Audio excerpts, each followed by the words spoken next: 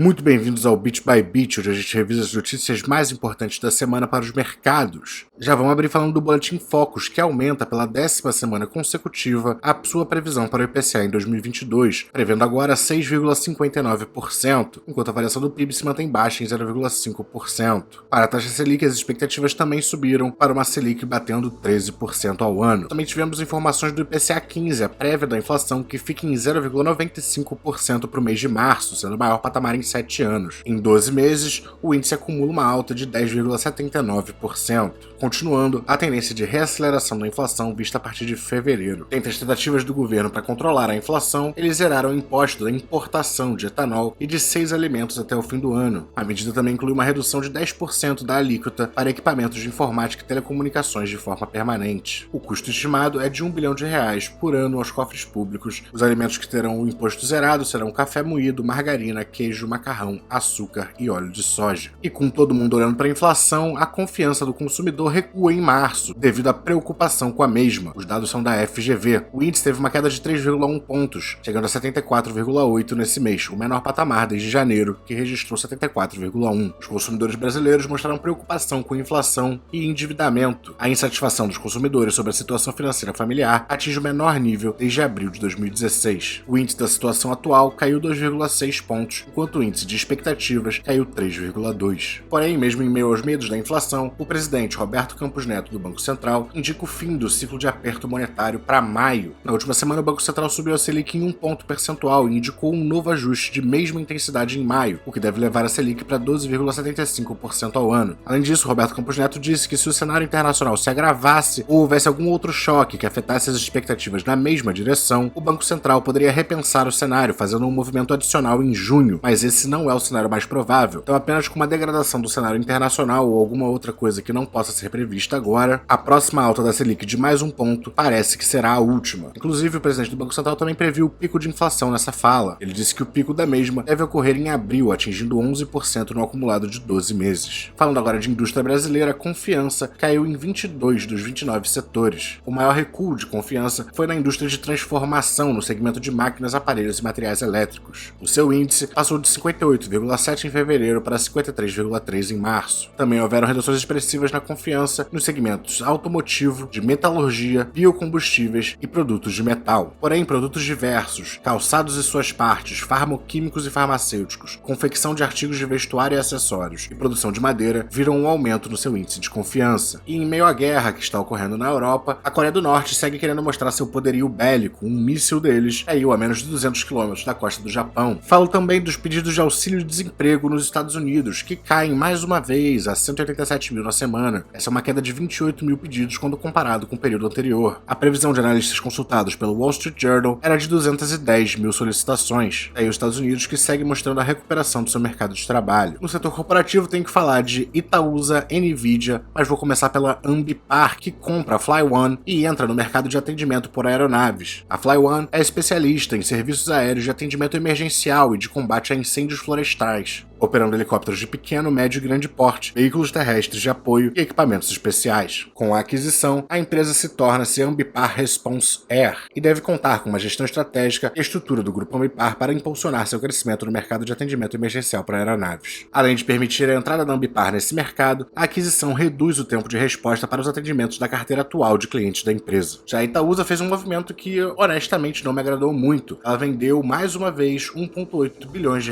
em ações da XP. Não só isso, mas indicou que faria mais vendas daqui para frente. A venda corresponde a 2,14% do capital da XP e deixa a Itaúsa com 11,51%.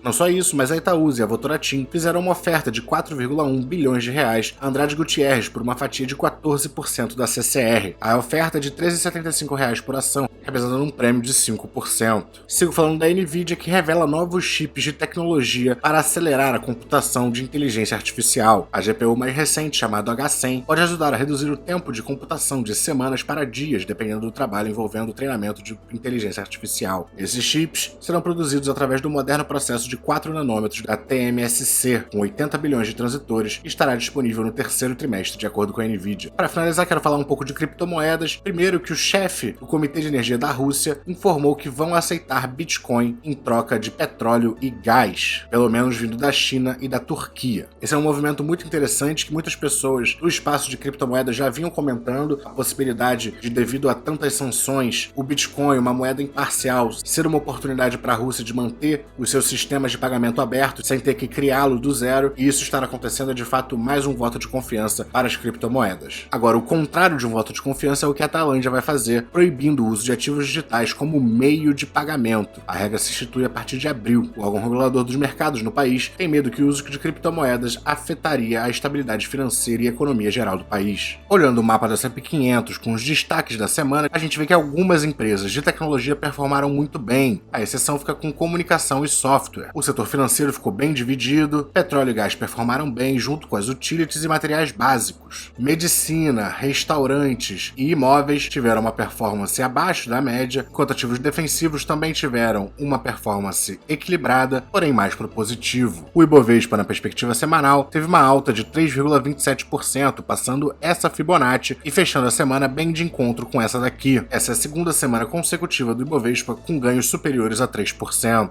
O IFIX essa semana subiu 1,07%, mas veio bem de encontro aqui a sua média móvel de 50 dias. Vamos esperar retomá-la e usá-la como suporte. O S&P 500 também teve uma semana de alta de 1,79%, enquanto a Nasdaq foi um pouco mais agressiva, com uma alta de 2,32%. Mas talvez mais importante que tudo isso foi a movimentação do dólar essa semana, com uma queda fortíssima de 5,6% aos R$ 4,74. Os juros pagos pelos títulos do Tesouro de 10 anos dos Estados Unidos subiram 15,03% e fecharam pagando 2,47% ao ano. O ouro também subiu 1,81% na semana, enquanto o Brent subiu 10,06%. Na perspectiva semanal, o Bitcoin subiu 7,82%, também 2 semanas consecutivas bem fortes. Agora tivemos um encontro com a média móvel de 20 semanas e estamos bem próximos da média móvel de 50 semanas. Na Ethereum tivemos um caso similar com uma alta de 8,79%. Já a Cardano subiu 25,26% essa semana devido ao lançamento da funcionalidade de staking na Coinbase, a principal corretora dos Estados Unidos. Bom, o Bit by Bit vai ficando por aqui. Se você gostou do conteúdo, não esqueça de dar aquele like, se inscrever no canal e até a próxima!